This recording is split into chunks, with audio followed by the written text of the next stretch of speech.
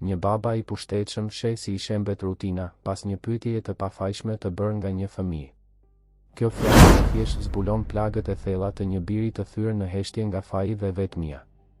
Dhe kur e shkruara që ai injoroi i shpërthen para syve, një zgjedhje e papritur mund të ndryshojë gjithçka. Nëse kjo histori ju interesoi, mos harroni të abonoheni në kanalin ton dhe na tregoni nga cili qytet po na ndiqni. Vazhdojmë. Ju premtoj se ky do të jetë rrëfimi më i bukur që keni dëgjuar ndonjëherë. Tirana zgjohej në një qiell të përhim atë të hënë maji. Rrugët e zonës së bllokut tashmë gëlonin nga lëvizja tipike e mëngjeseve tiranase, makina luksoze në radhë, shofer me uniform, biznesmen të nxituar me filxhan kafeje në dorë dhe celular të ngjitur pas veshi. Ishte një balet kaotik dhe i saktë, që përsëritej çdo ditë me të njëjtin intensitet. Në qendër të kësaj lëvizjeje ishte Artan Basha, 42 vjeç, pronar i një prej firmave më të mëdha të ndërtimit në kryeqytet. Një burr i gjatë me një qëndrim të patëmet dhe vështrim depërtues, Artani kishte një prezencë që komandonte sallat e mbledhjeve dhe friksonte konkurrentët. Kostumi i tij italian ishte gjithmonë i hekurosur për mrekulli, ora e tij zvicerane shkëlqente diskretisht në kyçin e dorës dhe makina e tij e importit, vezulluese, lahej çdo ditë pa përjashtim. Artani jetonte sipas rregullave. Rregulla që ai vetë i vendoste dhe i ndiqte me një rigorozitet ushtarake. Zgjohej në 5:45 çdo mëngjes. Stërvitej përsaktësisht një orë në palestrën private të apartamentit të tij. Bënte dush për 12 minuta të sakta. Vishej duke ndjekur një rutinë specifike, fillimisht këmishën, pastaj pantallonat, në fund kravatën. Kafe e zezë pa sheqer, 2 feta buke integrale të thekur, lëng portokalli i shtrydhur në çast. Gjithçka e kronometruar, gjithçka e kontrolluar. Në 7:01 qerek, pa ndryshim, Artani hynte në dhomën e të birit. Luani ishte vetëm 7 vjeç, por tashmë kishte mësuar të ishte gati kur ja ti mbërrinte. Djali priste ulur në cep të krevatit, me çantën e shpinës anash, uniformën të patëmet, këpucët e lustruara. Nuk kishte përqafime mëngjesi. Nuk kishte biseda të shpenguara. Vetëm një lëvizje koke, një vështrim miratimi në heshtje, dhe të dy zbrisnin bashkë drejt makinës. Rruga deri te kolegji Iliria zgjaste 17 minuta. Artani njihte çdo semafor, çdo kthes, çdo moment të saktë kur duhej të kthente majtas apo djathtas. Gjatë gjithë rrugës, heshtja mbushte brendësinë e makinës. Luani shite nga dritarja, sytë e tij të errët të ngulitur në rrugët që kalonin. Artani shite përpara, duart të shtrënguara në timon, mendja tashmë duke përshkruar agjendën e ditës, mbledhje me investitorët në orën 9, drek me kryetarin e bashkisë në mesditë, vizitë në kantierin e ndërtimit afër liçenit në orën 3 pasdite. Djali nuk fliste kurrë. As Artani. Kështu ishte që kur Valbona ishte larguar 8 muaj më parë. Që atëherë, shtëpia që dikur kishte të qeshura dhe muzikë, tani nxirrte vetëm heshtje. Një heshtje e dendur, e rëndë, që dukej se zinte çdo dhomë si një prani e padukshme. Atë mëngjes, si gjithë të tjerët, Artani ndaloi makinën përballë portës së kolegjit. Iliria ishte një institucion elitar, i frekuentuar nga fëmijët e familjeve më me ndikim të qytetit. Pagesa mujore që kushtonte më shumë se një rrogë minimale, ambiente që ngjanin me një klub luksos, mësues me savë ndërkombëtare. Ishte lloji i vendit ku pamja e jashtme kishte po aq rëndësi sa mësimdhënia. Luani zbriti nga makina me çantën në shpinë. Nuk pati lam të mirë, nuk pati puthje në ballë, nuk pati asnjë mirupafshim të thjeshtë.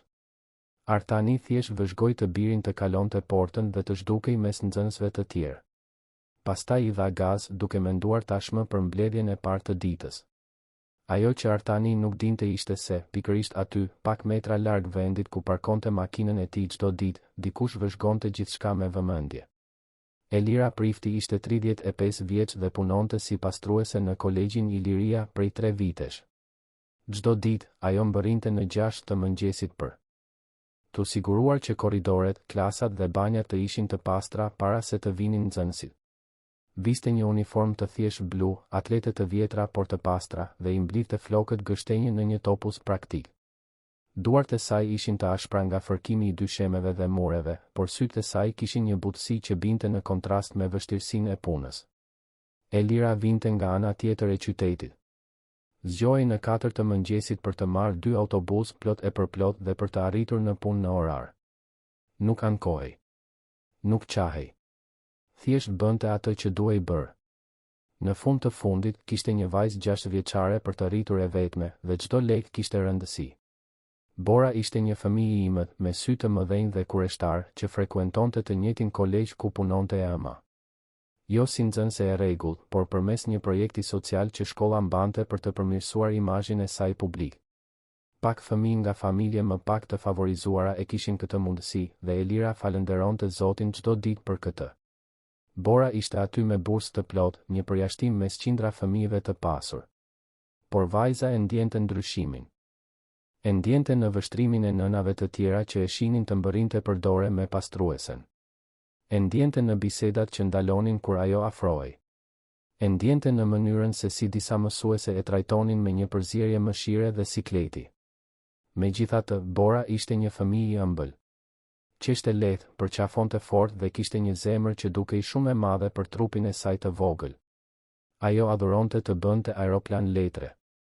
Përdorte çdo fletë që gjente, fletore të vjetra, fletushka, madje edhe letra ambalazhi. I paloste me kujdes duke krijuar krahët perfekt dhe pastaj i lëshonte në ajër duke vëzhguar fluturimin me sy të mahnitur. Ishte në një nga këto mëngjese që Bora vuri re Luanin për herë të parë. Djali ishte vetëm në një cep të oborrit, ulur në një stol druri, duke parë në boshllëk. Fëmijët e tjerë vraponin, bërtisnin, luanin rreth tij, por Luani qëndronte i palvizur, sikur të ishte prej guri.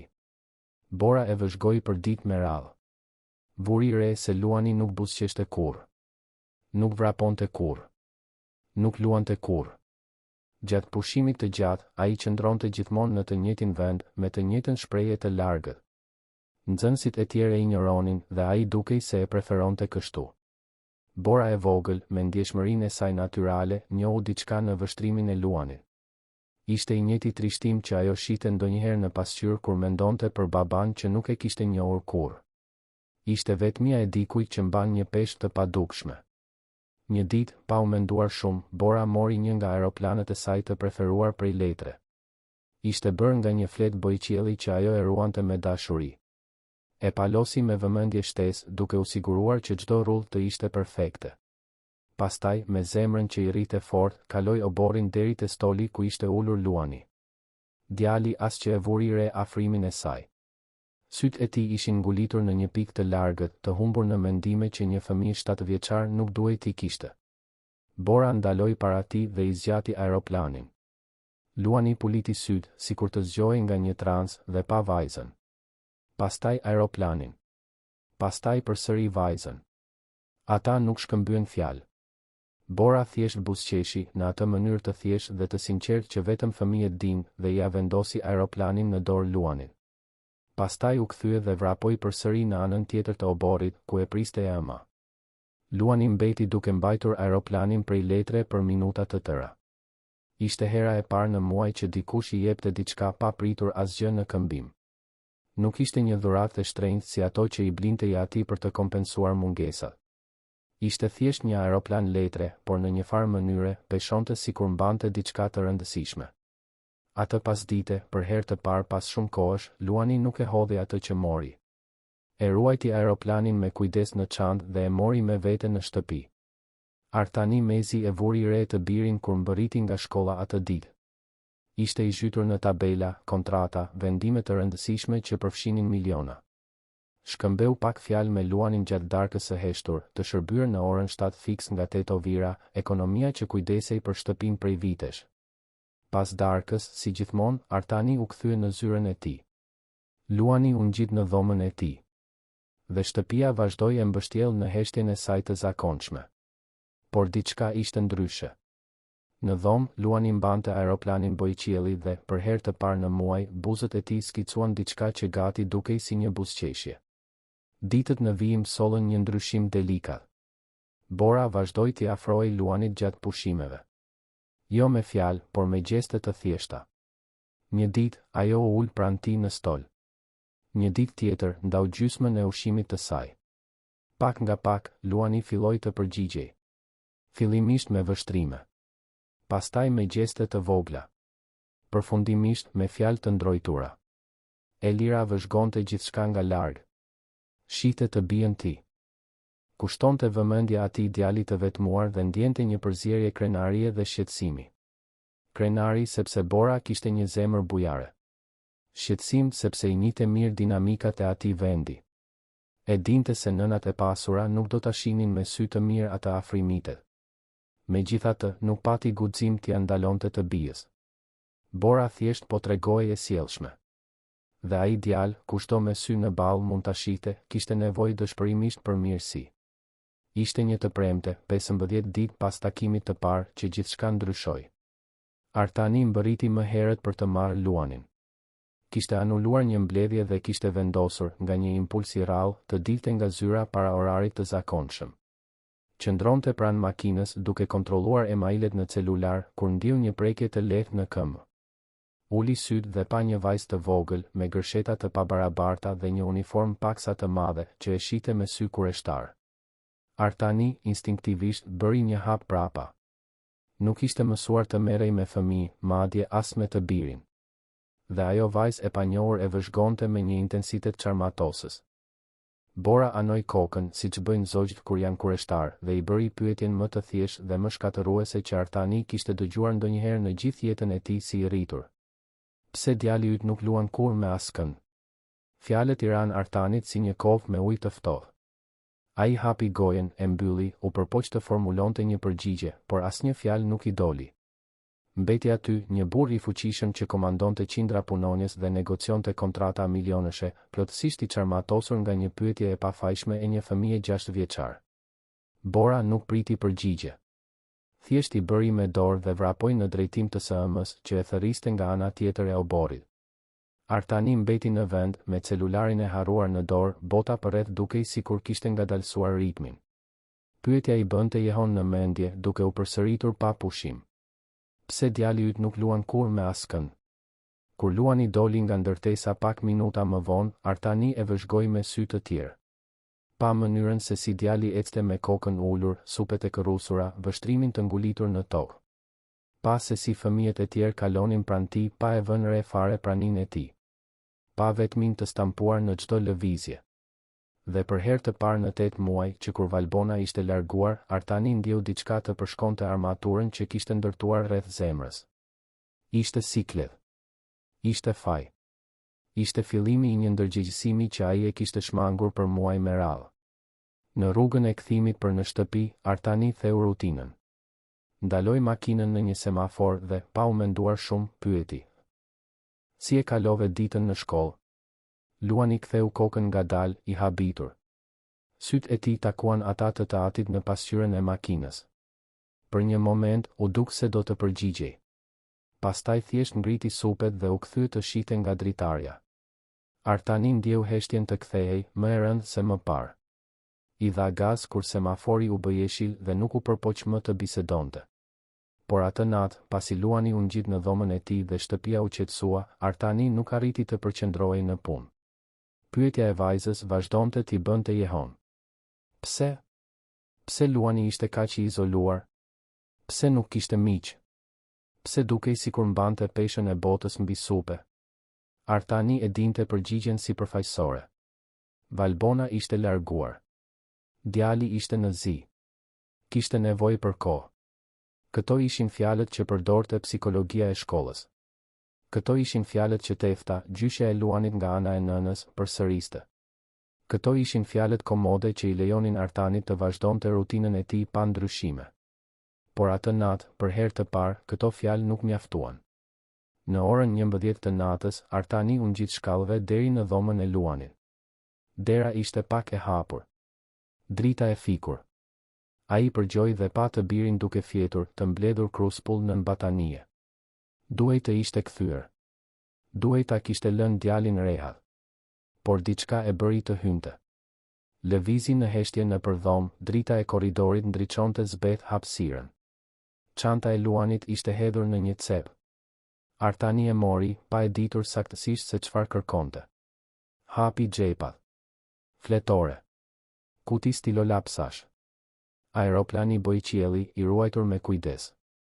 Dhe pastaj, në fund të çantës, futur mes librave, Artani gjeti një fletore që nuk e njohu. Ishte e vjetër, me kapak të njollosur, faqe të zverdhura. E hapi me kujdes. Vizatime.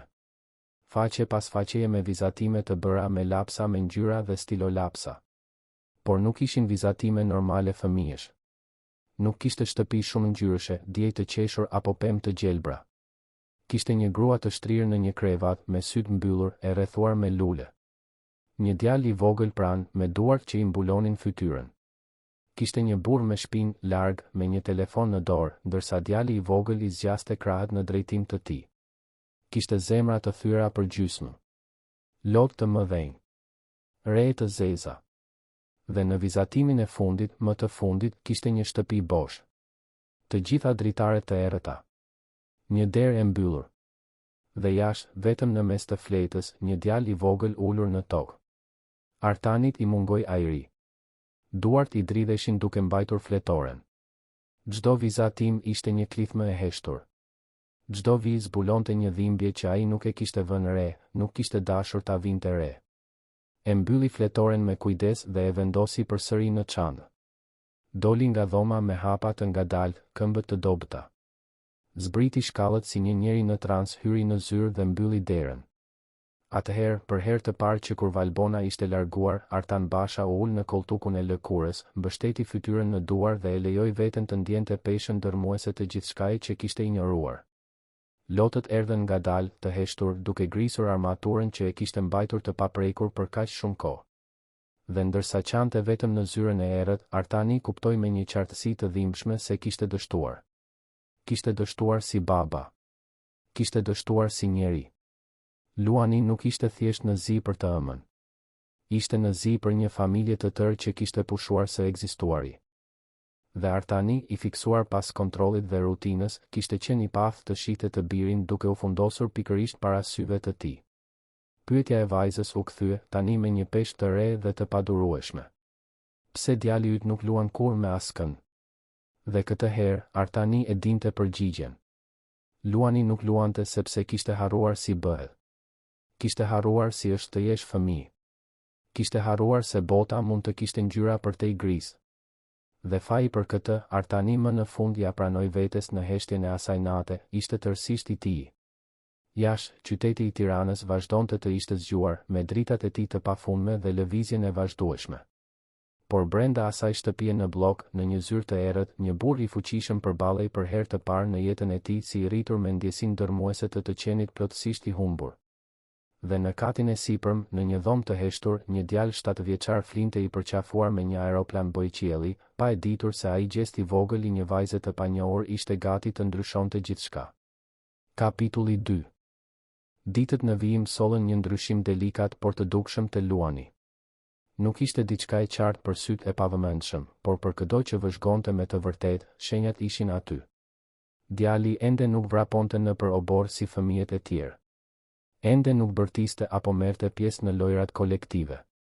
Por kishte një ndryshim në mënyrën se si mbante çantën e shpinës, një lehtësi pothuajse e padukshme në supet që më parë dukeshin sikur mbanin botën. Bora ishte bërë një prani e vazhdueshme pranë Luanit gjatë pushimeve. Vajza nuk e impononte shoqërinë e saj me fjalë të tepërta apo përpjekje të sforcuara për ta gjallëruar. Thjesht ishte aty. Ulej në të njëjtin stol, ndante sanduiçin e saj me bukë e gjalp, i tregonte aeroplanet e saj të rinj prej letre. Dhe Luani, pak nga pak, filloi të përgjigjej. Fillimisht me vështrime që zgjasnin më shumë se disa sekonda. Pastaj me lëvizje të vogla koke. Përfundimisht me fjalë një rrokëshe që fituan volumin dhe konsistencën me kalimin e ditëve. Elira vëzhgonte gjithçka nga një distancë e matur, mes një pastrimi dhe tjetrit.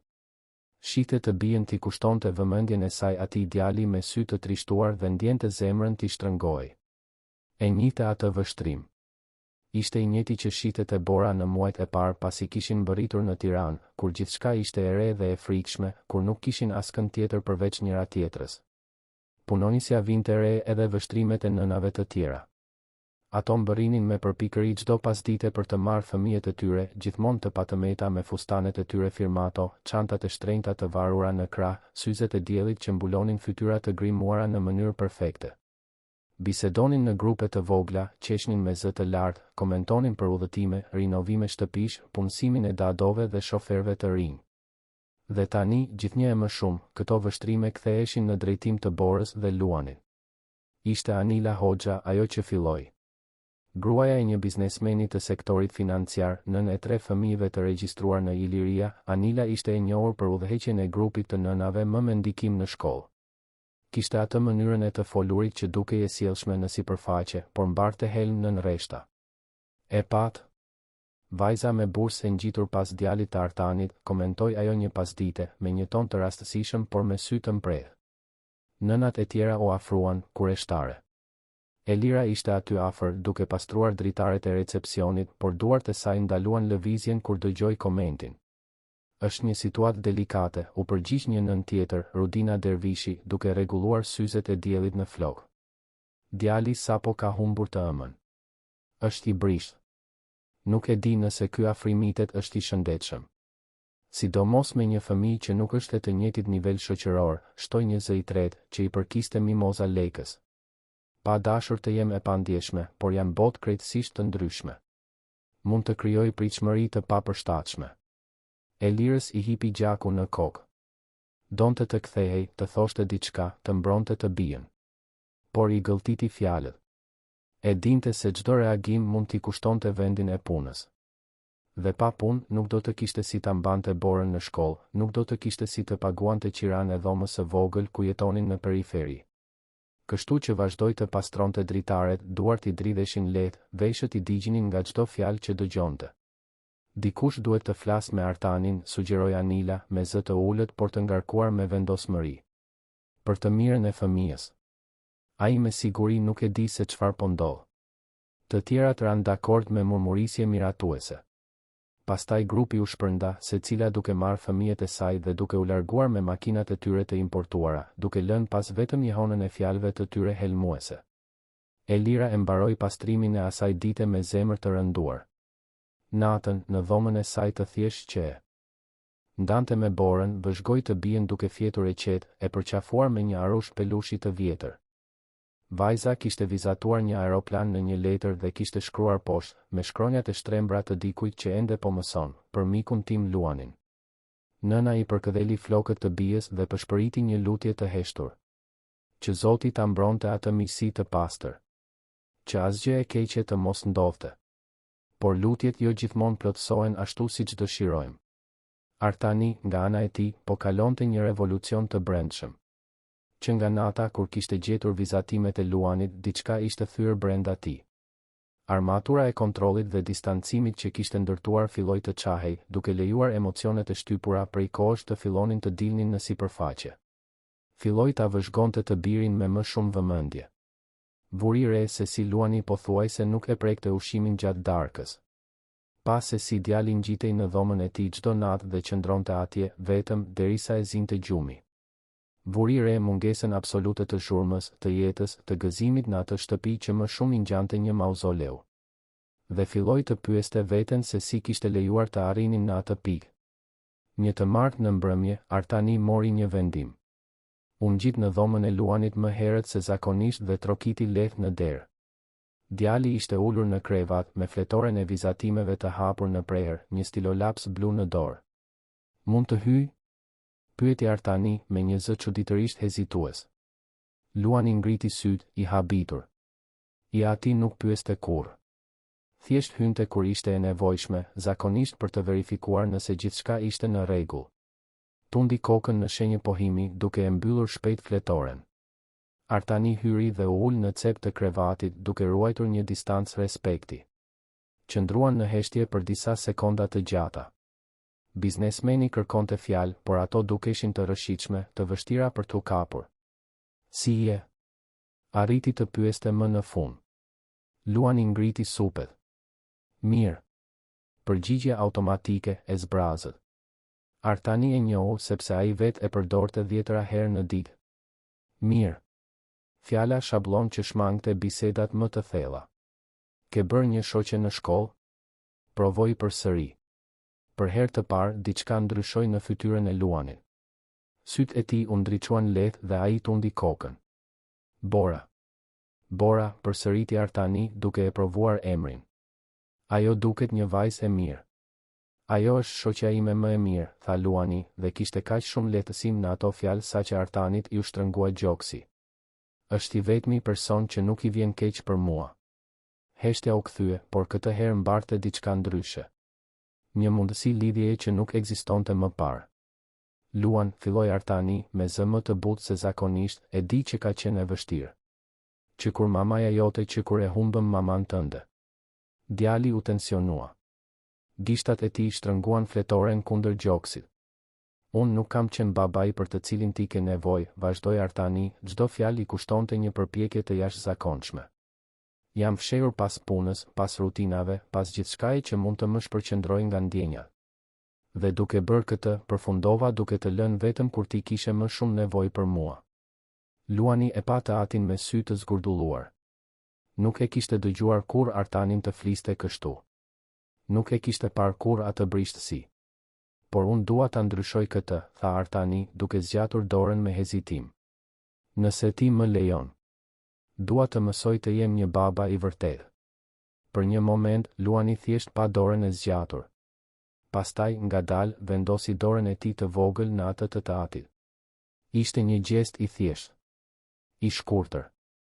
Por mbarte peshën e muajve të tërë distance që më në fund po fillonin të zvogëloheshin. Atë natë, Artani doli nga dhoma e të birit me zemër më të lehtë, por edhe më të rënduar. Të lehtë sepse më në fund kishte hedhur hapin e parë. Të rënduar sepse e dinte sa teren I duhej ende për të rikuperuar. Ajo që ai nuk dinte ishte se forca përtej kontrollit të tij tashmë ishin vënë në lëvizje për të shkatëruar dritën e brisht që po fillonte të shfaqej në jetën e Luanit. 3 ditë më vonë, Elira u thirr në zyrën e drejtoreshës. Drejtoresha Merita ishte një grua rreth të 50-tave, gjithmonë e veshur me kostume elegante, flokët thinjosh të rregulluar në mënyrë të patëmedh. E kishte ndërtuar karrierën e saj duke qenë diplomatikisht e prerë, duke balancuar kërkesat e prindërve të pasur me nevojën për të mbajtur shkollën në funksionim. Elira, ulu të lutem, tha Merita, me një ton formal, por jo domosdoshmërisht armiqësor. Punonisja u ul në karrigen përballë tavolinës, duart e gërshetuara në prehër, zemra I rrite me shpejtësi. E dinte se diçka nuk shkonte. Mund ta ndjente në ajër. Kam marrë një denoncim anonim, filloi drejtoresha, duke shkuar drejt në temë. Dikush ka pretenduar se ju po I afroheni familjes së Zotit Artan Basha me interesa financiare të papërshtatshme. Se po përdorni vajzën tuaj për të krijuar afërsi me djalin e tij. Fjalët I ranë Elirës si grushte. Ajo hapi gojen, e shokuar, por asnjë tingull nuk doli. Natyrisht, vazhdoi Merita, këto janë akuza serioze që duhet të hetohen. Ndërkohë, për të mbrojtur të gjitha palët e përfshira, ju do të transferoheni përkohësisht në sektorin e mirëmbajtjes së jashtme. Nuk do të keni më kontakt të drejt për drejt me nxënësit. Por drejtoresh, arriti të thoshte Elira, me zë të dridhur, unë kur vajza ime thjesht ka bërë një miqësi. Fëmijët bëjnë miqësi. Nuk ka asgjë të keqe në këtë. E kuptoj dhe personalisht besoj se është vetëm kjo, u përgjigj Merita me një psherëtim. Por duart I kam të lidhura. Personi që bëri denoncimin ka shumë ndikim këtu. Më duhet të hetoj siç duhet përpara se të marr ndonjë vendim përfundimtar. Po Bora? Pyeti Elira, zëri I saj duke u thyer. A mund të vazhdoj të vij në shkollë? Për momentin po. Por do të ishte e përshtatshme që ju ta udhëzonit vajzën tuaj të mbante distancë nga I riu Luan gjatë hetimeve. Elira doli nga ajo zyrë me këmbë të dridhura. Ndjeu botën t'i rrotulloi rreth saj. Gjithçka që kishte ndërtuar, gjithë sakrifica për t'i dhënë një jetë më të mirë të bijës, po shembej për shkak të një gënjeshtre mizore. Atë pasdite, me zemër të thyer, Elira u ul në gjunjë para Borës dhe I shpjegoi, në mënyrën më të butë që mundi, se ajo nuk mund të luante më me Luanin për një farë kohe. Vajza nuk e kuptoi. Çau. Pyeti se çfarë kishte bërë gabim. Ti nuk ke bërë asgjë gabim, zemra ime, tha Elira, duke e përqafuar fort të bijën. Ndonjëherë bota është e padrejtë. Por kam nevojë që ti të jesh e fortë tani. Ndikimi te Luani ishte shkatërues. Të nesërmen, kur kërkoi Borën gjatë pushimit, vajza e shmangu. Kur u përpoq t'i afrohej, ajo vrapoi në anën tjetër të oborrit. Luani mbeti në vend, I hutuar, duke ndjer tokën t'i shembej nën këmbë edhe një herë. Gjatë ditëve në vijim, u përpoq të kuptonte se çfarë kishte ndodhur. I shkroi letra Borës, të cilave ajo nuk ju përgjigj kurrë. E kërkoi nëpër korridore, por vajza gjithmonë zhdukej. Dhe pak nga pak, drita që kishte filluar të shfaqej në sytë e Luanit u shua përsëri. U kthye të izolohej në të njëjtin stol si gjithmonë. Ndaloi së ngrëni gjatë pushimit. Gjatë darkës në shtëpi, mezi e prekte ushqimin. Artani e vuri re ndryshimin menjëherë dhe u përpoq të bisedonte, por Luani thjesht tunte kokën dhe thoshte se gjithçka ishte në rregull. Por asgjë nuk ishte në rregull. Një javë pas largimit të Borës, Luani mbërriti në shtëpi pas mësimit dhe shkoi drejt në dhomën e tij. Artani e ndoqi dhe e gjeti të birin ulur në dysheme, duke qarë në heshtje, i rrethuar nga 10 aeroplan letre që kishte bërë. Luan, çfarë ka ndodhur? Pyeti Artani, i alarmuar, duke u ulur në gjunjë pranë të birit. Ajo iku, tha Luani mes dënesash. Të gjithë ikin. Fillimisht mamaja. Tani Bora. Të gjithë më lën. Fjalët e shpuan Artanin si shtiza. Ai e tërhoqi të birin në një përqafim, diçka që nuk e kishte bërë prej muajsh, dhe ndjeu trupin e vogël të dridhej kundër tij. Unë nuk do të iki, premtoi Artani me zë të ngjirur. Unë jam këtu. Dhe do ta zbuloj se çfarë ka ndodhur me shoqen tënde. Atë natë, Artani bëri telefonata. Përdori kontaktet e tij, ndikimin e tij, këmbënguljen e tij si biznesmen. Dhe 48 orë më vonë, kishte në duar një kopje të denoncimit anonim të bërë kundër Elirës. Ajo që zbuloi e la të ngrirë. Denoncimi ishte bërë përmes emailit personal të Tefta Gjonit. Nënës së tij. Gjyshes së Luanit. Artani mbeti duke parë dokumentin e printuar për minuta të tëra, pa arritur të përpunonte atë që shite. Pastaj, me një zemërim që nuk e dinte se e zotëronte, mori çelsat e makinës dhe u nis drejt vilës ku jetonte e ama, te kodrat e liçenit. Tefta e priti në sallon, elegante si gjithmonë, duke pirë çaj në një filxhan porcelani të hollë. Kur pa letrën në dorën e të birit, fytyra e saj nuk tregoi habi. Vetëm një rrezinjat të qetë. Ti, tha Artani, me zë të ulët dhe të rrezikshëm. Ishe ti që e bëre. Këtë. Bëra atë që ishte e nevojshme, u përgjigj Tefta me qetësi. Ajo grua po përfitonte nga brishtësia e nipit tim. Po përdorte të bien për t'u afruar me ty, me familjen tënde, me paratë e tua. Ajo nuk po përfitonte nga asgjë. Shpërtheu Artani. Ishte një miqësi mes fëmijësh. Një miqësi që po e ndihmonte Luanin të kthehej në jetë. Ajo është një pastruese, Artan, tha Tefta, sikur kjo të shpjegonte gjithçka. Ti vërtet beson se ky afrimitet ishte i pafajshëm? Njerëz si ajo gjithmonë kanë qëllime të dyta. Njerëz si ajo. Përsëriti Artani, i pabesueshëm. Po më thua se shkatërrove burimin e vetëm të lumturisë që kishte nipi yt sepse vajza është e varfër? Po them se mbrojta familjen time, u përgjigj Tefta ftohtë. Siç kam bërë gjithmonë. Siç mu desh të bëja kur gruaja jote vendosi të fshite sëmundjen nga të gjithë ne. Heshtja që pasoi ishte e rëndë, e ngarkuar me vite hatërmbetjesh të pathëna. Çfarë the? Pyeti Artani ngadalë. Valbona nuk të tregoi, apo jo? Tha Tefta, një hidhërim i vjetër duke u shfaqur në zërin e saj. Se si erdhi tek unë, muaj para se të ikte. Se si mu lut të mos të tregoja për diagnozën. Se si tha se nuk donte të ishte një barë, se nuk donte të shpërqendronte nga bizneset që po rriteshin. Artani ndjeu tokën t'i zhdukej nën këmbë. Ajo erdhi tek ti. Dhe unë e këshillova t'i tregonte të vërtetën. Por ajo refuzoi. Tha se ishte mjaft e fortë për t'ia dalë vetëm. Se nuk kishte nevojë për ndihmë. Tefta bëri një pauzë, sytë i shkëlqenin nga lotët e paderdhur. Por nuk ishte e fortë. Askush nuk është. Dhe kur më në fund nuk pati zgjidhje tjetër veç se të tregonte, ishte tashmë shumë vonë. Trupi ishte tashmë i rënuar. Dhe ti, Artan, ti vazhdove të punoje. Vazhdove të udhëtoje. Vazhdove i mbërthyer në mbledhjet e tua ndërsa ajo i jepte lamtumirën botës. Fjalët ishin si kamxhik.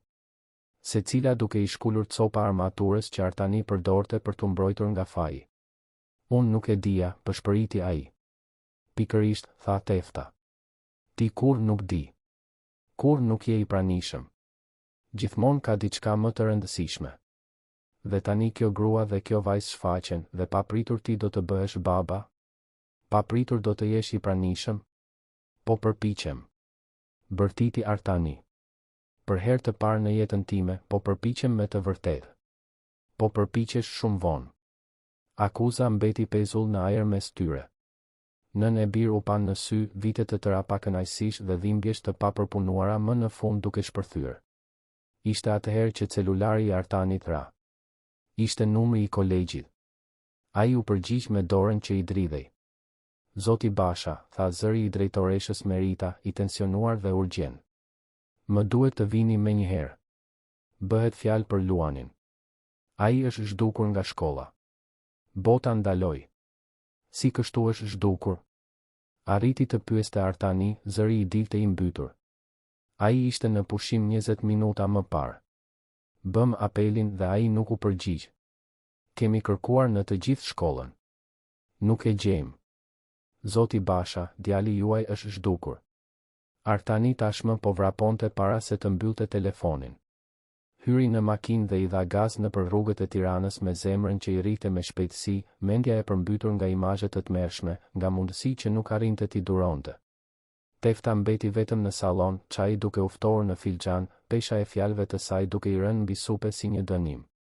Dhe diku në kolegjin Iliria, një djalë 7 vjeçar ishte fshehur në vendin më të errët dhe më të heshtur që kishte arritur të gjente, duke i përsëritur vetes fjalët e vetme që kishin kuptim në botën e tij të coptuar, të gjithë ikin, të gjithë ikin, të gjithë ikin. Kapitulli 3. Artani mbërriti në kolegjin Iliria në një gjendje paniku absolut. Frenoi befas përballë portës, pa u shqetësuar fare për makinën e lënë në mes të hyrjes. Vrapoi brenda institucionit si një njeri i pushtuar, sytë e dëshpëruar duke kërkuar çdo shenjë të birit.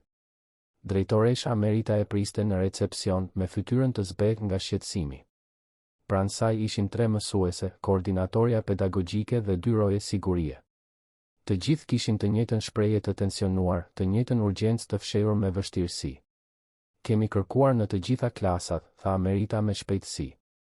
Në banjo, në bibliotekë, në mens, në fushën e sportit, në këndin e lojrave. Kemi kontrolluar kamerat e sigurisë. Ai nuk ka dalë nga dera kryesore apo nga porta e pasme. Atëherë ai është këtu brenda, përfundoi Artani me zë të tensionuar. Ku tjetër mund të kërkoni? Ka disa vende më të izoluara, u përgjigj koordinatoria Silva me hezitim. Zona mirëmbajtjeje, depo të vjetra. Por janë shumë hapësira. Do të na duheshin më shumë njerëz. Ishte atëherë që u shfaq Elira. Vinte duke vrapuar nëpër korridor, ende e veshur me uniformën e mirëmbajtjes, flokët i dilnin nga topuzi i nxituar. Pranë saj, duke i mbajtur fort dorën, ishte Bora, me sy të zgurdulluar dhe të frikësuar. Dëgjova, tha Elira, pa frym. Luani është zhdukur? Artani e njohu menjëherë. Ishte nëna e vajzës që Luani kishte përmendur. Gruaja që nëna e tij e kishte shpifur me një denoncim të rrem. Po, u përgjigj ai duke gëlltitur krenarin. Nuk po arrim ta gjejmë. Bora u shkëput nga dora e SM-s dhe vrapoi drejt Artanit. Sytë e saj të vegjël ishin plot me lodh. Unë e di ku është, tha ajo, me zë të dridhur. Të gjithë u kthyen nga vajza. Si e di? Pyeti Merita. Sepse edhe unë fshiesha aty, shpjegoi Bora, duke fshirë lotët me kurrizin e dorës. Kur fëmijët e tjerë ishin të këqij me mua. Ka një vend në fund të shkollës, afër zonës së vjetër të shërbimit. Ka një depo që askush nuk e përdor më. Dera kërcet shumë dhe mban erë myku. Por është e qetë. Është vendi më i mirë për të fshehur kur gjithçka dhem shumë. Fjalët e fundit dolën si një pëshpërim e thyer, duke mbartur një dhimbje që asnjë fëmijë 6 vjeçar nuk duhej ta njihte. Artanit ju shtrëngua gjoksi me dhunë. U ul në gjunjë para vajzës dhe tha, me një butësi që e habiti edhe vetë, mund të na çosh atje? Bora tundi kokën. Mori dorën e Artanit me një besim që ai nuk e meritonte dhe filloi ta udhëhiqte nëpër korridoret e shkollës. Elira i ndoqi së bashku me Meritën dhe rojet e sigurisë. Kaluan nëpër zona që Artani as nuk e dinte se ekzistonin. Kaluan nëpër korridore shërbimi, shkallë dytësore, porta të brendshme të mbyllura që rojet duhej t'i hapnin. Sa më shumë largoheshin nga zona kryesore, aq më e braktisur dukej gjithçka. Muret kishin nevojë për lyerje, llambat vezullonin dobët, dyshemeja ishte e pluhurosur. Më në fund, Bora ndaloi para një dere metalike të ndryshkur, pothuajse e fshehur në cepin e një korridori pa dalje. Këtu, tha ajo me zë të ulët. Artani u përpoq ta hapte. Dera ishte e mbështetur por jo e mbyllur. Metali kërceu me zë të lartë, pikërisht siç e kishte përshkruar Bora. Nga ana tjetër, kishte vetëm errësirë dhe një erë të fortë braktisjeje. Luan? Thiri Artani, zëri i tij duke bërë jehon në hapësirën boshe. Luan, jam unë. Baba yt. Heshtje. Artani hyri duke përdorur dritën e celularit për të parë. Depoja ishte më e madhe se sa dukej nga jashtë, plot me kuti të vjetra, mobilje të thyra, pajisje të braktisura. Pluhuri notonte në ajrin e ndriçuar nga rrezja e dritës që vinte nga dera. Dhe atëherë e dëgjoi. Një murmurisje të ulët që vinte nga fundi i depos. U afrua me kujdes, zemra i rrite në gjoks. Mes dy pirgjeve me kuti të grumbulluara, i mbledhur kruspull në dy sheme, ishte Luani. Djali kishte gjunjët të përqafuar kundër gjoksit, kokën ulur, duke u lëkundur lehtë para dhe prapa. Dhe përsëriste si një mantra e frikshme, të gjithë ikin. Të gjithë ikin. Të gjithë ikin. Artani ndjeu këmbët t'i dobësoheshin. U afrua ngadalë dhe u ul në gjunjë pranë të birit. Luan përshpëriti duke zgjatur dorën por pa e prekur. Jam këtu. Djali nuk reagoi. Vazhdoi të lëkundej, sytë të ngulitur në një pikë të padukshme, i bllokuar në një lak dhimbjeje nga i cili nuk arrinte të shpëtonte. Luan, të lutem, provoi Artani përsëri, zëri duke iu thyer. Më shiko, bir. Asgjë. Djali ishte aty fizikisht, por mendja e tij dukej se kishte ikur në një vend të largët dhe të paarritshëm. Artani u përpoq ta prekte, por Luani u mblodh edhe më shumë, një tingull i ankthshëm i shpëtoi nga fyti. Të tjerët mbërritën te dera e depos. Merita mbuloi gojen me dorë, e shokuar. Rojet mbetën të paralizuar, pa ditur si të vepronin. Elira vëzhgoi skenën me sy të përlotur, duke njohur në qëndrimin e atij djali një traumë që e njihte shumë mirë. Dhe Bora e vogël 6 vjeçare që kishte një zemër më të madhe se trupi i saj, thjesht kaloi të gjithë të rriturit e paralizuar dhe hyri në depo. Jo, zemra ime, tha Elira, duke u përpjekur ta mbante. Lëri të rriturit të kujdesen për këtë. Por Bora tashmë ishte shkëputur. Eci drejt Luanit me hapa të heshtur, sikur të mos donte ta tremte më shumë. Pastaj, pa thënë asnjë fjalë, u ul në dy sheme pranë tij. Nuk foli. Nuk u përpoq ta prekte. Thjesht qëndroi aty, prania e saj e vogël por solide pranë djalit të thyer. Sekondat u zvarritën si orë. Të gjithë mbajtën frymën, pa ditur çfarë të bënin, me frikën se mos thyenin atë moment të brishtë. Dhe atëherë, pothuajse në mënyrë të padukshme, Luani filloi ta ngadalsonte lëkundjen. Murmurisja e tij u bë më e ulët. Më e ulët. Derisa heshti plotësisht. Ngriti kokën ngadalë dhe pa Borën pranë tij. Vajza buzëqeshi në atë mënyrë të butë dhe të trishtuar që vetëm ajo kishte, dhe hapi krahët. Luani u shkri. U hodh në përqafimin e saj dhe filloi të qante. Nuk ishin dënese të heshtura. Ishte një e qarë e dhunshme, e dëshpëruar, e dikujt që kishte mbajtur shumë emocione për shumë kohë. I gjithë trupi i djalit dridhej ndërsa Bora e mbante, e vogël por e fortë, duke i përshpëritur fjalë që askush tjetër nuk arrinte t'i dëgjonte. Artani e vëzhgoi atë dhe ndjeu diçka të thyej përfundimisht brenda tij. Pa me një qartësi të dhimbshme se sa shumë kishte dështuar. Pa se një vajzë 6 vjeçare kishte arritur të prekte të birin në një mënyrë që ai, i ati, nuk kishte arritur në muaj të tërë. Elira u afrua dhe u ul në gjunjë pranë fëmijëve. Vendosi dorën e saj të butë në shpinën e Luanit.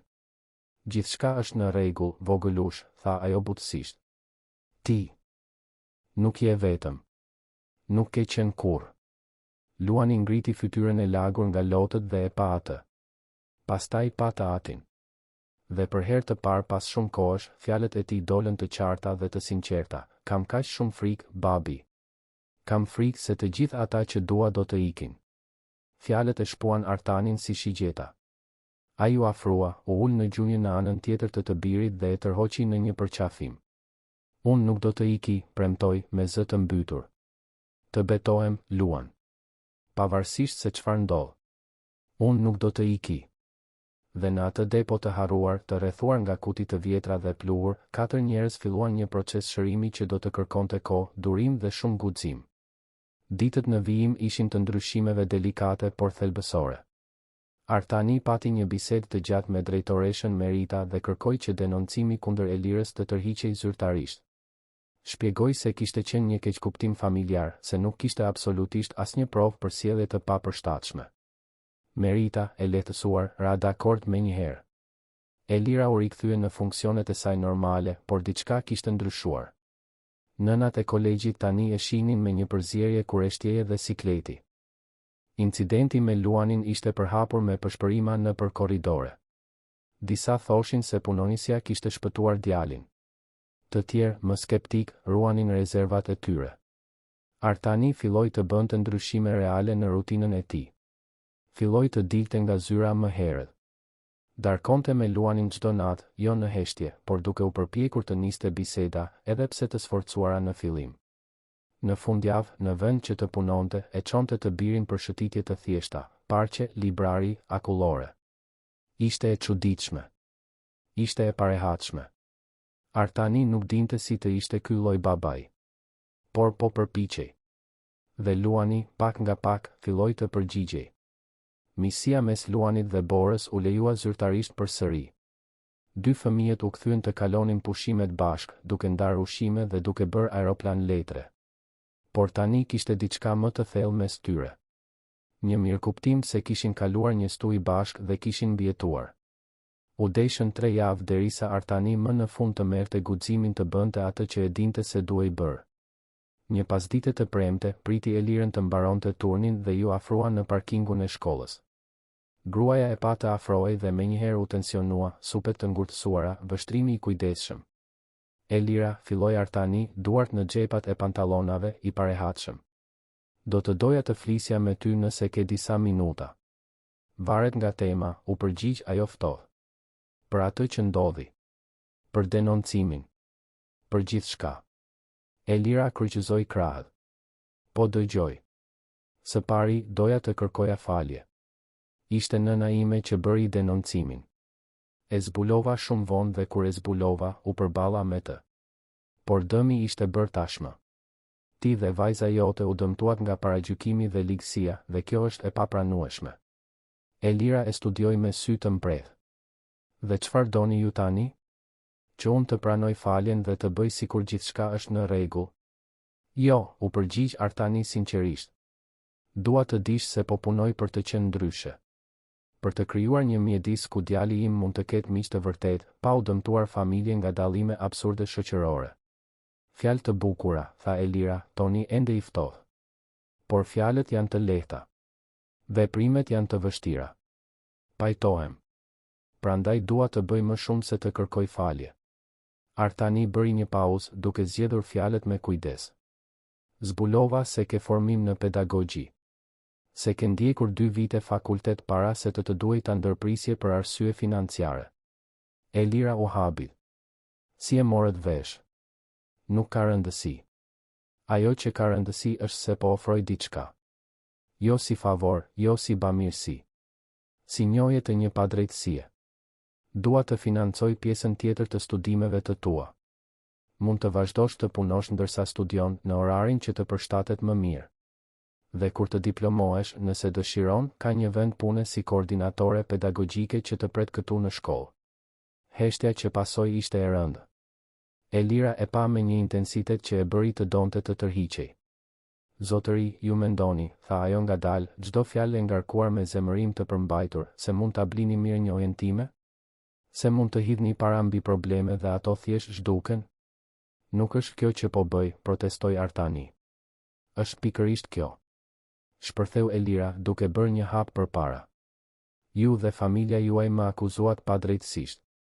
Gati më bëtë të humbisja punën, dinjitetin, shkollën e vajzës sime. Dhe tani vini këtu me një propozim bujar dhe prisni që unë të jem mirënjohëse? Artani u tërhoq, i trullosur nga furia e saj. Unë nuk dua të shpëtohem, zoti Basha, vazhdoi Elira me zë të dridhur.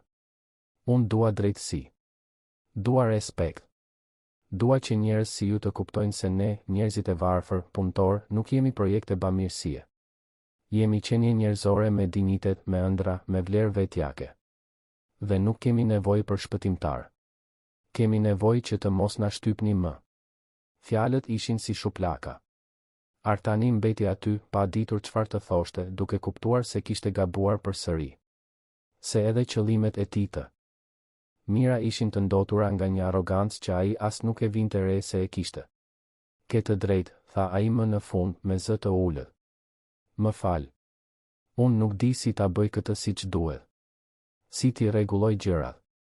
Si të jem dikush më i mirë. Por po përpiqem të mësoj. Elira mori frym thellë, zemërimi i la vendin një lodhje të thellë. Atëherë mësojeni këtë, zoti Basha, ndryshimi i vërtet nuk vjen nga gjeste të mëdha. Vjen nga veprime të vogla të përditshme. Nga trajtimi i njerëzve me respekt. Nga njohja e privilegjeve. Nga mësimi i djalit tuaj se vlera e një personi nuk qëndron në llogarinë bankare. Do ta bëj këtë, premtoi Artani. Jo me premtime boshe. Me veprime. Më jep një shans ta provoj. Elira e studioi për disa sekonda të gjata. Pa diçka në sytë e tij që nuk e kishte parë më parë. Nuk ishte mëshirë. Nuk ishte epërsi. Ishte diçka afër për ulësisë së sinqertë. Një vit, tha ajo më në fund. Keni një vit kohë për të vërtetuar se nuk jeni thjesht një tjetër burr i pasur që luan rolin e shpëtimtarit. Një vit për të treguar se keni ndryshuar me të vërtetë. Se mund të arrisni djalin tuaj për të qenë ndryshe. Se mund të respektoni njerëz si unë dhe vajza ime si të barabartë. Më beso, u përgjigj Artani. Do ta vërtetoj. Ata u ndan në atë parking nën qiellin portokalli të perëndimit Tiranas. Elira shkoi në shtëpi të përqafonte të bijën. Artani shkoi të merrte të birin që e priste brenda shkollës. Por diçka kishte ndryshuar mes tyre. Një mirëkuptim i brisht por real. Një mundësi lidhjeje që nuk ekzistonte më parë. Dhe diku në univers, ndoshta Valbona po shikonte dhe buzëqeshte, duke e ditur se më në fund njerëzit që ajo donte po fillonin të gjenin një rrugë. Muajt që pasuan sollën transformime të ngadalta por të qëndrueshme. Artani e mbajti fjalën. Ndryshoi rutinën e tij në mënyrë radikale. Filloi të punonte nga shtëpia 2 ditë në javë për të qenë më i pranishëm. Filloi të përgatiste mëngjesin për luanin të premteve, edhe pse i digjte petullat gjysmën e herëve. Mori pjesë në mbledhjet e shkollës, evente, prezantime. Dhe pak nga pak, luani filloi të lulëzonte. Djali që më parë ishte një hije e heshtur filloi të fliste më shumë. Të buzëqeshte me të vërtetë. Të luante me fëmijë të tjerë përveç Borës, megjithse ajo vazhdonte të ishte shoqja e tij më e mirë. Elira vëzhgonte gjithçka me një skepticizëm të kujdesshëm. Por duhej ta pranonte, Artani po përmbushte atë që kishte premtuar. Jo me gjeste të mëdha publike, por me prani të vazhdueshme dhe të sinqertë. Ajo e shihte duke biseduar gjatë me luanin pas mësimit. Shihte babë e birë duke qeshur bashkë. Shihte transformimin duke ndodhur. Dhe Artani, nga ana e tij, filloi ta shihte Elirën me sy të tjerë. Jo si një punonjëse. Jo si një projekt. Por si një grua të jashtëzakonshme që rriste një vajzë të mrekullueshme e vetme, që punonte fort çdo ditë, që kishte një forcë dhe dinjitet që e bënin të ndiej i përulur. Pati një moment, 3 muaj pas incidentit të depos, që ndryshoi diçka thelbësore. Ishte një shtunë dhe kolegji po organizonte një panajër kulturor. Familje të tëra ishin të pranishme, duke shëtitur me stendave shumë ngjyrëshe që nxënësit kishin ngritur. Luani dhe Bora kishin bërë bashkë një stend për aeroplanët, me 10 aeroplan letre të dekoruar të varur në fije të padukshme, duke krijuar një mobile magjepsëse.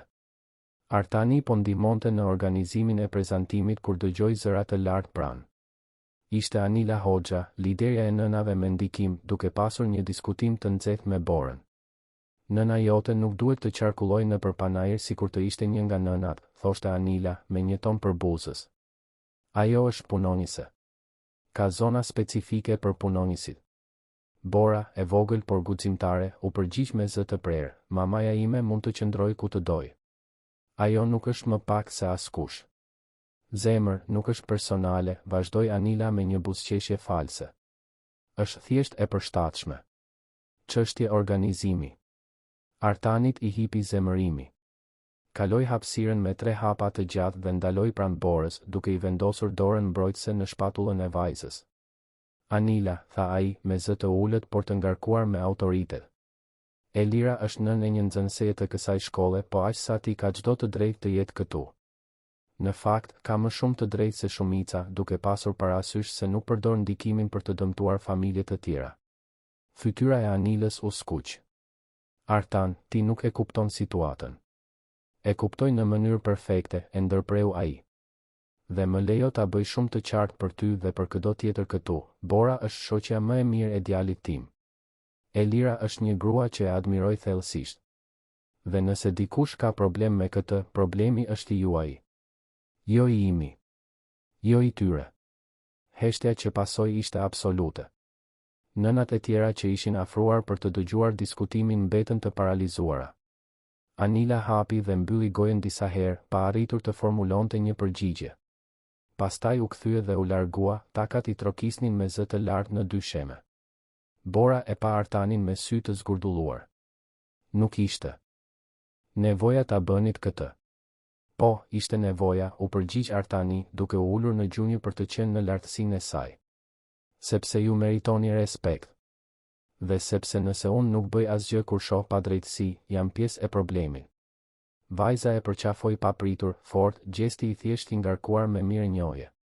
Kur Artani u ngrit, gjeti Elirën të ndalur pak metra larg.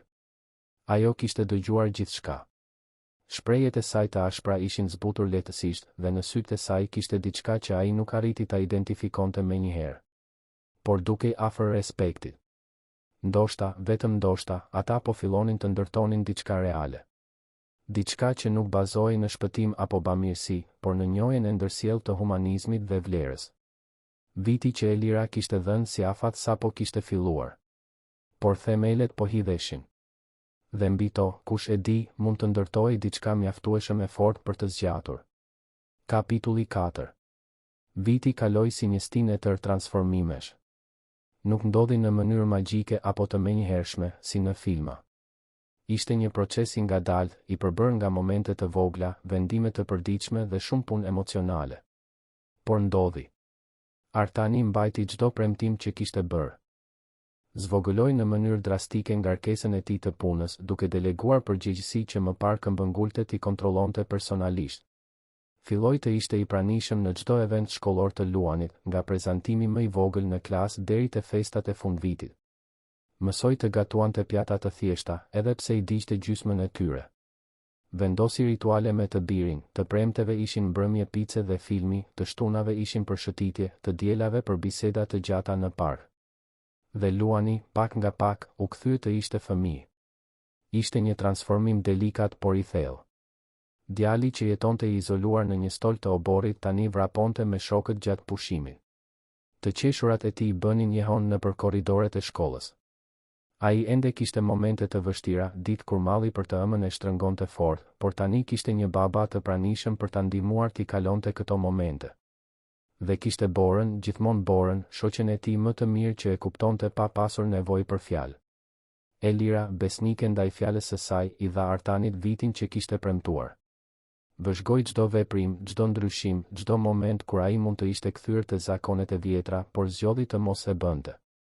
Dhe duhej ta pranonte, edhe pse me ngurim në fillim, se ai po përpiqej sinqerisht të ishte ndryshe.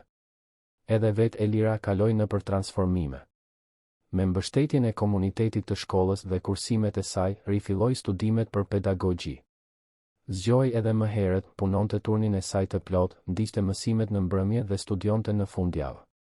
Bora, mirëkuptuese përtej moshës së saj, ndihmonte si mundej, duke bërë detyrat e shkollës në heshtje ndërsa ëma studionte pranë.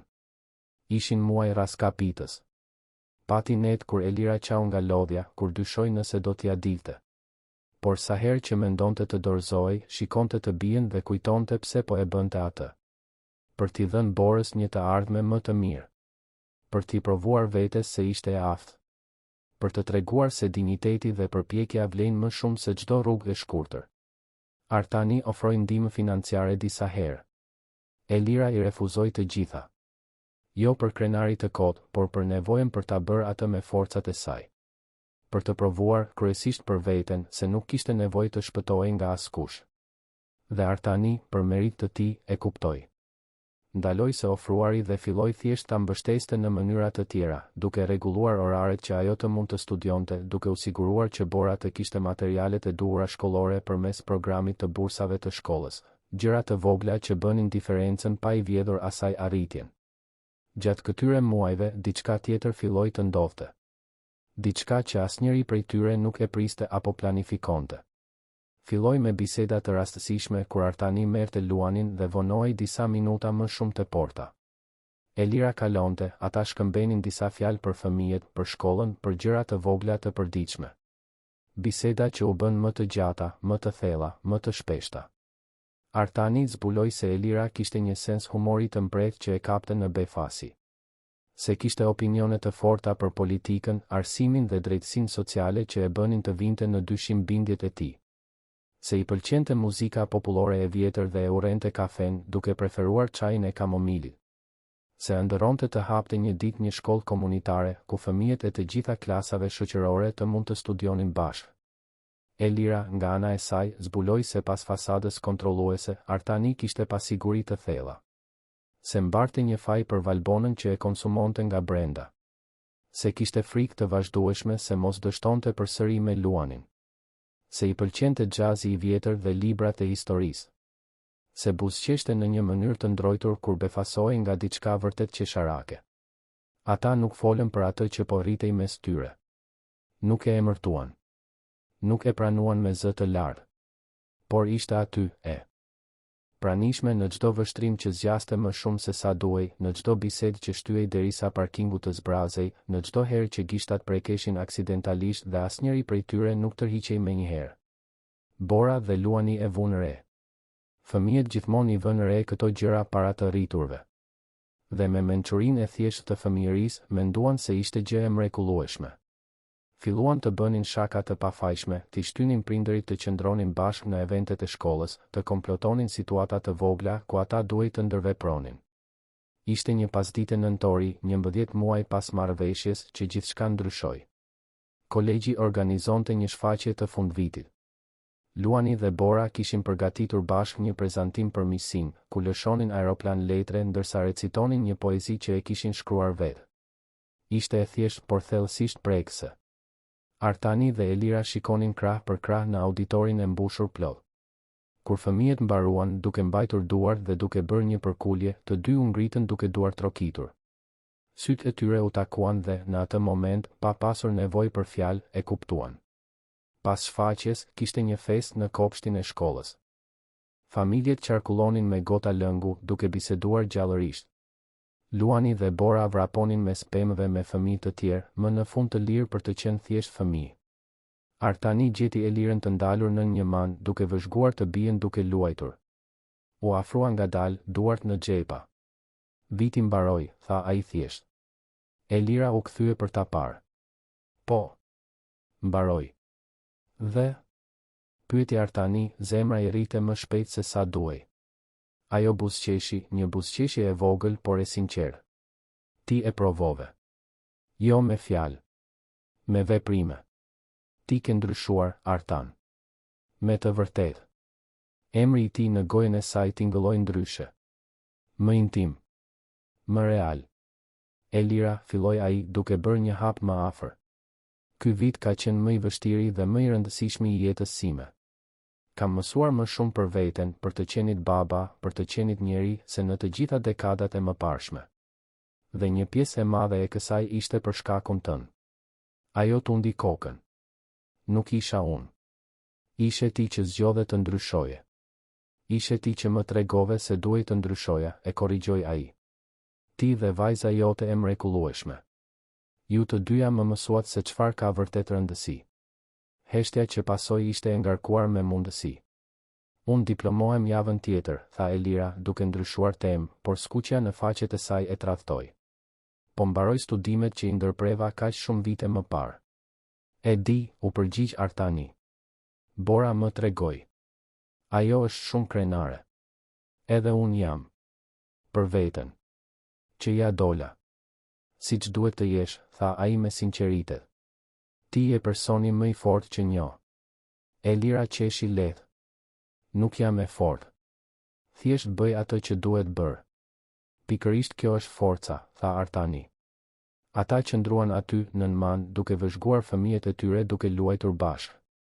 Dhe për herë të parë i lejuan vetes të imagjinonin një të ardhme ndryshe.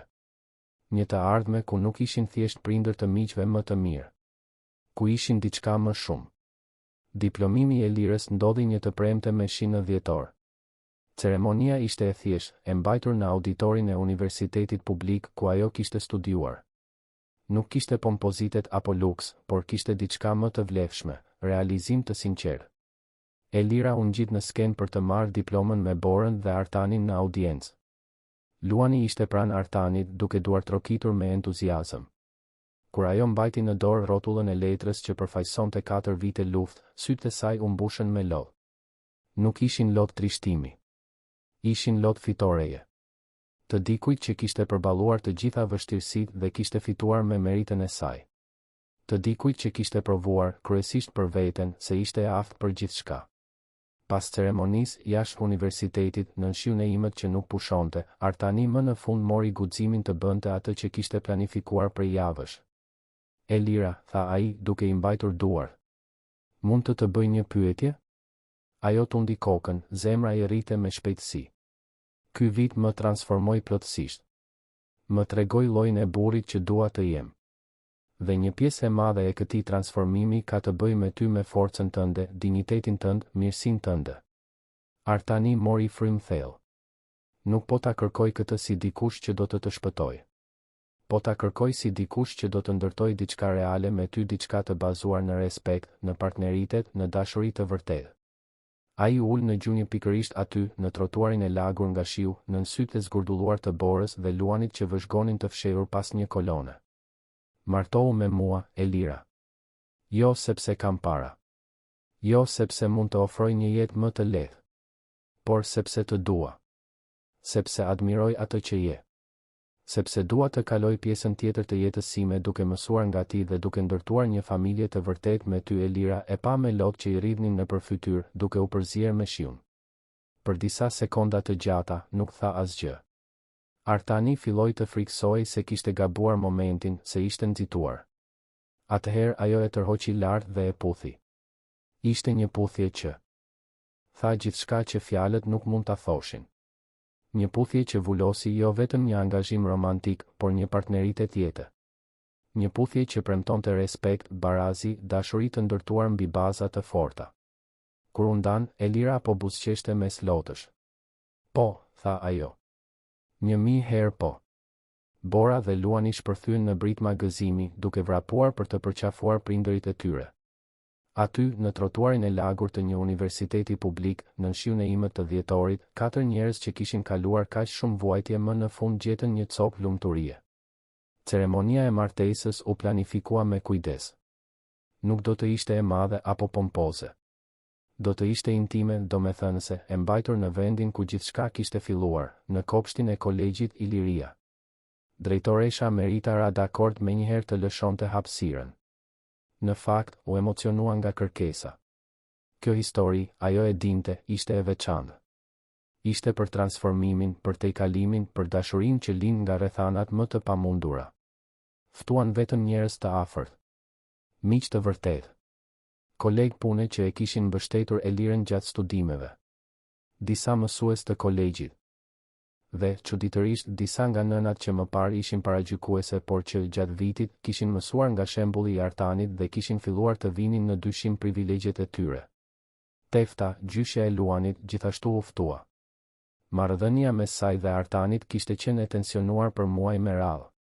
Por pak nga pak, me shumë biseda të vështira dhe shumë falje nga të dyja anët, filluan të rindërtonin urat. Tefta pranoi gabimet e saj, i kërkoi falje Elirës personalisht dhe, megjithse ende po mësonte të linte më njanë vite paragjykimesh klasore, po përpiqej sinqerisht. Në mëngjesin e dasmës, një të shtunë me diell në shkurt, kopshti i kolegjit u transformua në diçka magjike. Nuk kishte dekorime të shtrenjta apo ekstravagante. Kishte lule të thjeshta në vazo balte. karrige druri të vendosura në gjysmërreth. Aeroplan letre të gjitha ngjyrave të varur në pemë, duke u lëkundur butësisht me fllatin. Luani dhe Bora kishin kaluar ditë të tëra duke i bërë ata aeroplan. Secili mbante një fjalë të shkruar me dorë: dashuri, familje, shpresë, rinisje, falje, forcë, bashkim, miqësi. Elira hyri në kopsht të shoqëruar nga Bora. Viste një fustan të thjesht ngjyrë bezh, flokët e lëshuar i binin mbi supe, një buqet me luledele në duar. Nuk kishte vello të shtrenjtë apo bisht të gjallë. Vetëm një grua e bukur që rrezatonte lumturi të sinqertë. Artani e priste nën manin ku kishin biseduar për herë të parë si diçka më shumë se të njohur. Luani ishte pranë tij, duke mbajtur unazat me kujdes. Djali ishte rritur kaq shumë atë vit. Jo vetëm fizikisht, por emocionalisht. Sytë e tij nuk mbartnin më atë trishtim të thellë. Ende kishte mall për të ëmën, gjithmonë do të kishte, por tani ishte i rrethuar nga dashuri e mjaftueshme për ta duruar atë dhimbje. Kur Elira mbërriti pranë Artanit, ata u pan dhe buzëqeshën. Nuk ishte buzëqeshja nervoze e dikujt që është i pasigurt. Ishte buzëqeshja e qetë e dikujt që e di saktësisht se çfarë po bën.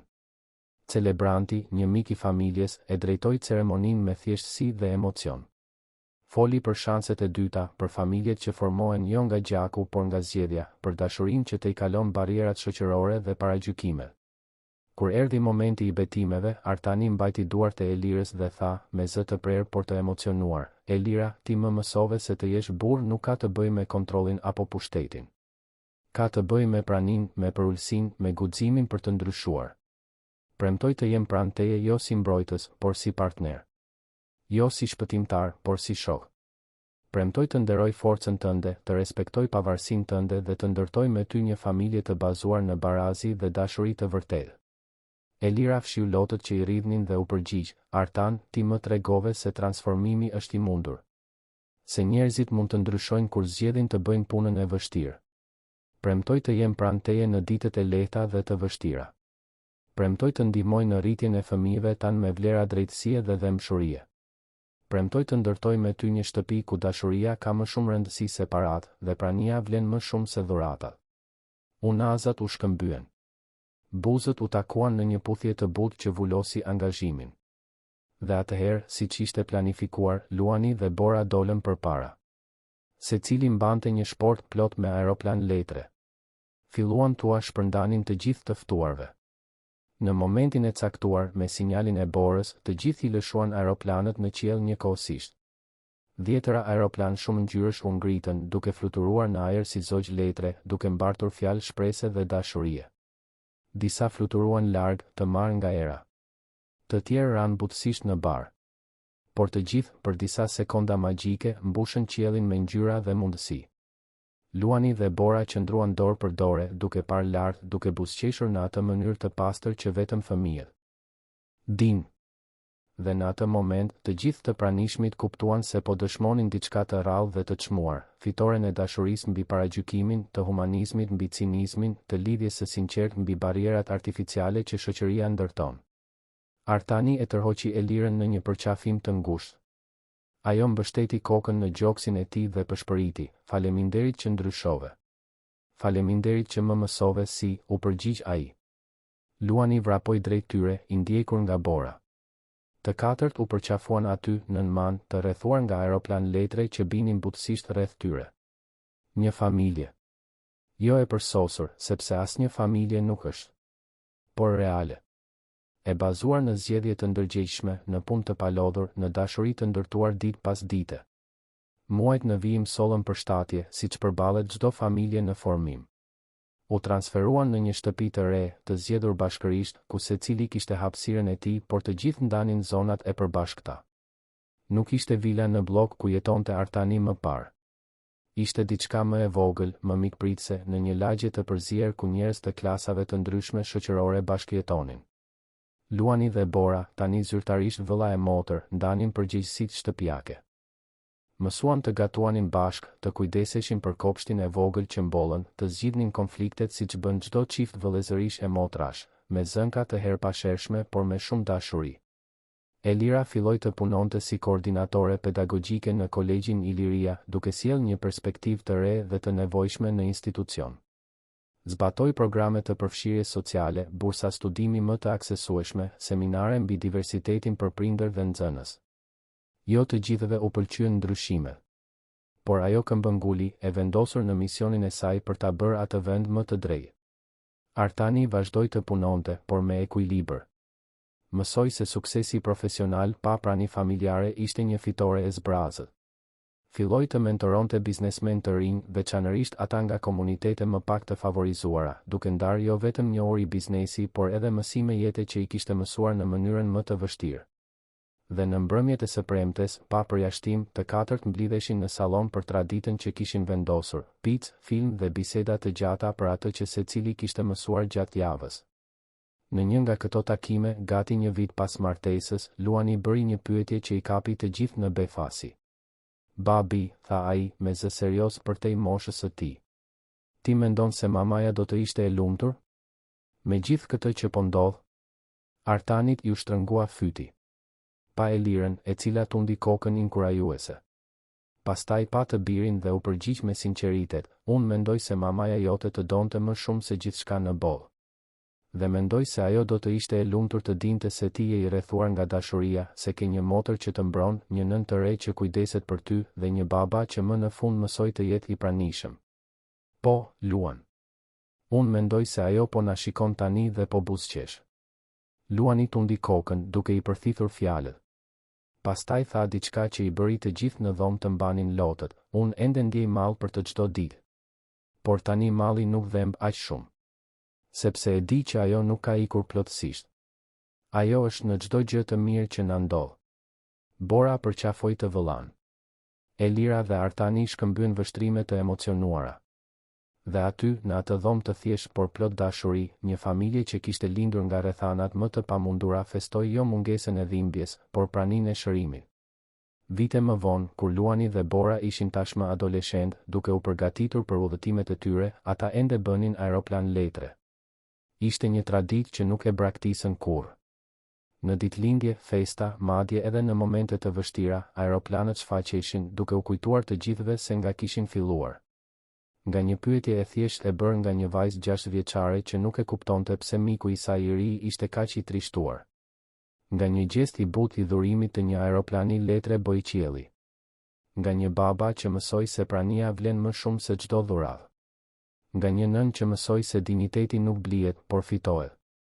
Nga 2 fëmijë që u treguan të rriturve përreth se dashuria nuk njeh klasa shoqërore. Dhe nga një familje që provoi se shanset e dyta, kur përqafohen me guxim dhe për ulësi, mund të transformojnë gjithçka. Artani nuk ishte më kurrë burri kontrollues dhe i largët që ishte. Elira nuk dyshoi më kurrë në vlerën e saj. Luani u rrit duke e ditur se emocionet nuk janë dobësi. Bora mësoi se zëri i saj ka rëndësi, pavarësisht se nga vjen. Dhe çdo ditë, kur dielli linte mbi Tiranë, ajo familje zgjohej mirënjohëse. Jo për një jetë të përsosur, sepse përsosmëria nuk ekziston. Por për një jetë reale, të ndërtuar me punë, dashuri dhe guximin për të zgjedhur, çdo ditë, të jesh më i mirë.